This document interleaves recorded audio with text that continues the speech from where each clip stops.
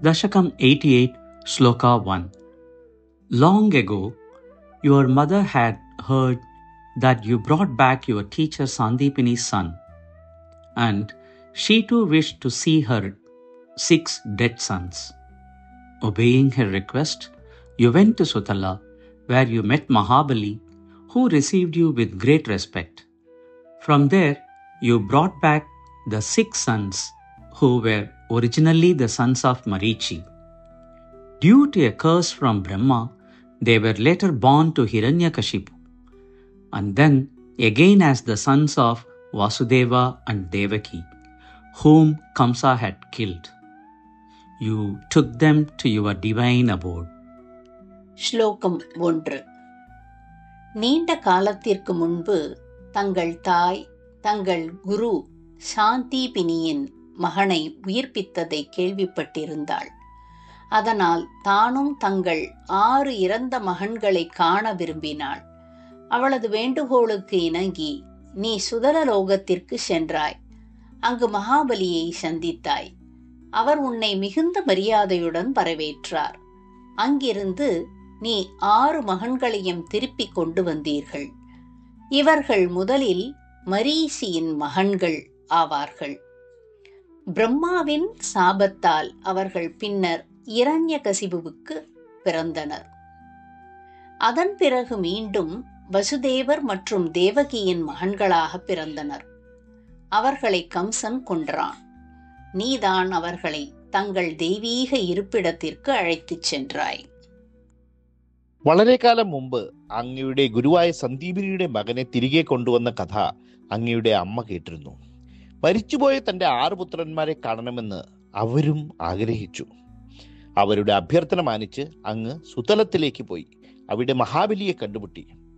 അദ്ദേഹം അങ്ങയെ വളരെ ബഹുമാനത്തോടെ സ്വീകരിച്ചു. അവിടെ നിന്ന് മാരീചിയുടെ പുത്രന്മാരായ 6 പുത്രന്മാരെയും അങ്ങ് തിരികെ കൊണ്ടുവന്നു. ബ്രഹ്മാവിന്റെ ശാപം മൂലം അവർ പിന്നീട് ഹിരണ്യകശിപുവിന് ജനിച്ചു. പിന്നീട് കംസൻ കൊന്ന വസുദേവന്റെയും ദേവകിയുടെയും പുത്രന്മാരായി. അങ്ങ് അവരെ അങ്ങയുടെ ദിവ്യവാസ സ്ഥലത്തേക്ക് കൊണ്ടുപോയി. ശ്രീമൻ നാരായണീയം ദശകം 88 ശ്ലോക 1. പ്രാക് ഏവ ആചാര്യ പുത്ര ആഹൃതി.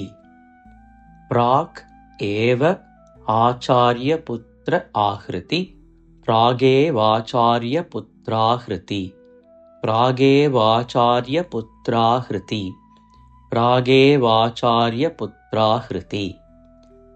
നിശമനയ സ്വീയ ഷട്ട് സൂനുഃ വീക്ഷാം. നിശമനയ സ്വീയ ഷട്ട് സൂനു വീക്ഷാം. നിശമനയ സ്വീയ ഷട്ട് സൂനു വീക്ഷാം.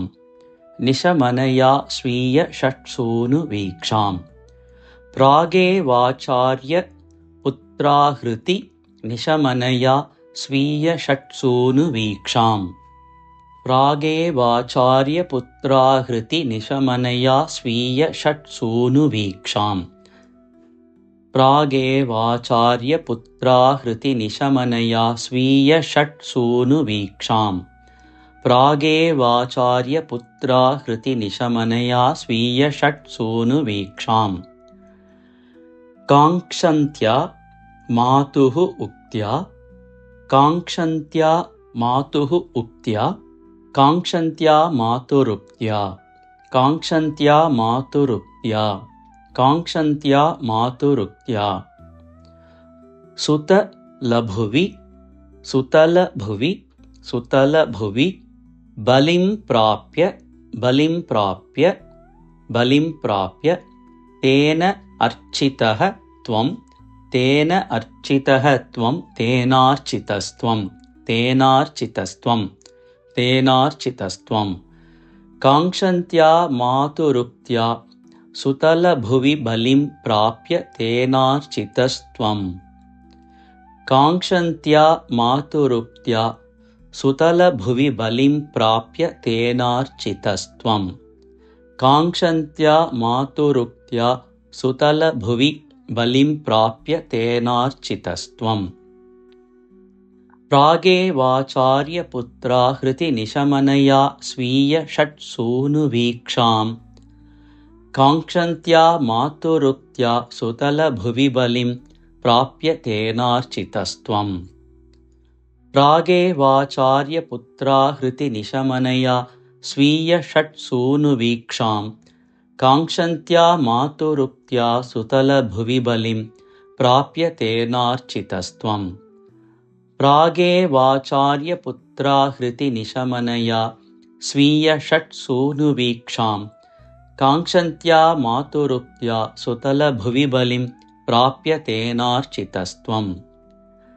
धातुः शापात् धातुः शापात् धातुः शापात् हिरण्यान्वितकशिपु हिरण्यान्वितकशिपु हिरण्यान्वितकशिपु भवान् शौरिजान् भवान् शौरिजान् भवान् शौरिजान् कंसभग्नान् कंसभग्नान् कंसभग्नान् धातुः शापाद्धिरण्यान्वितकशिपु भवान् शौरिजान् कंसभग्नान् धातुः शापाद्धिरण्यान्वितकशिपु भवान् शौरिजां कंसभग्नान् धातुः शापाद्धिरण्यान्वितकशिपु भवान् शौरिजान् कंसभग्नान् धातुः शापाद्धिरण्यान्वितकशिपु भवान् शौरिजान्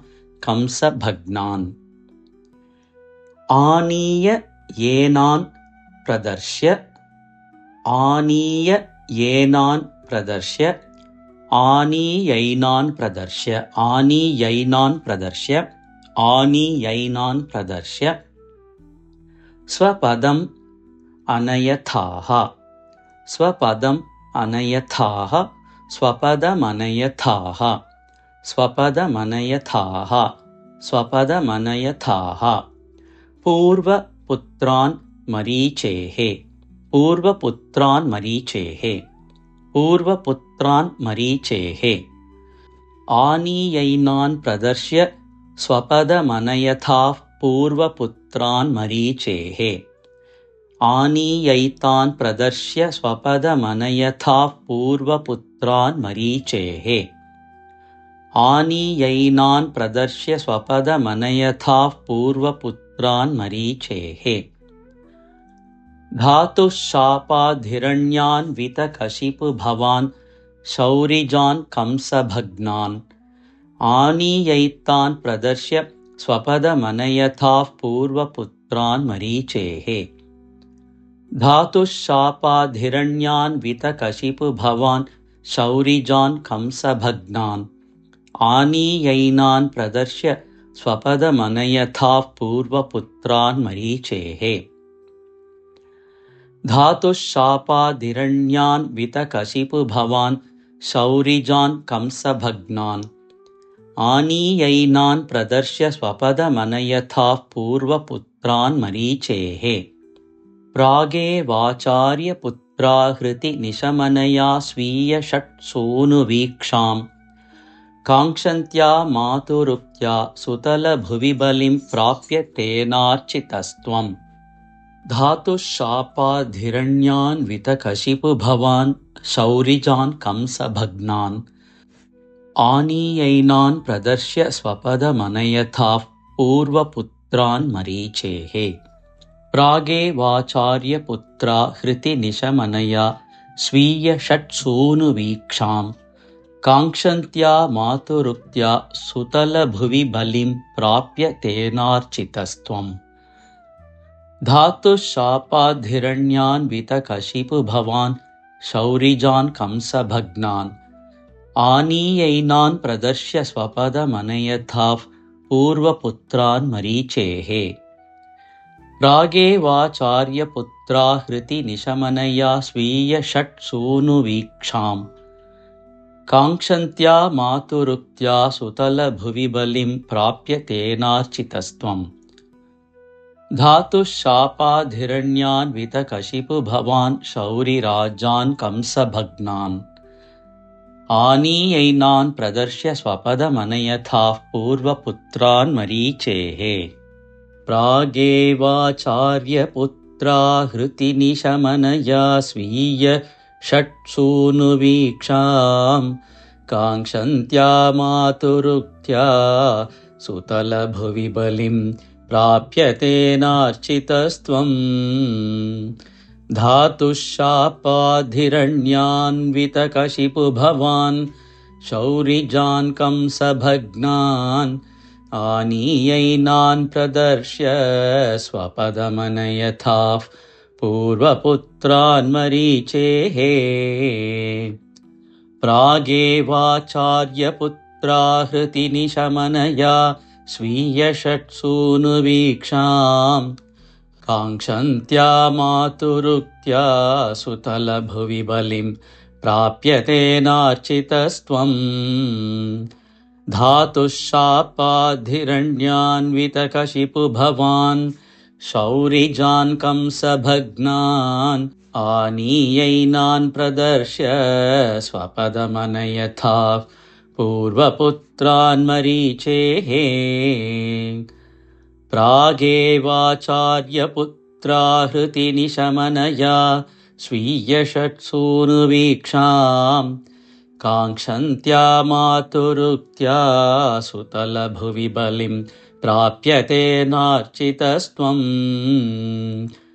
धातुशापाधिरण्यान्वितकशिपु भवान् शौरिजान् कंसभग्नान् आनीयैनान् प्रदर्श्य स्वपदमनयथाः पूर्वपुत्रान् मरीचेः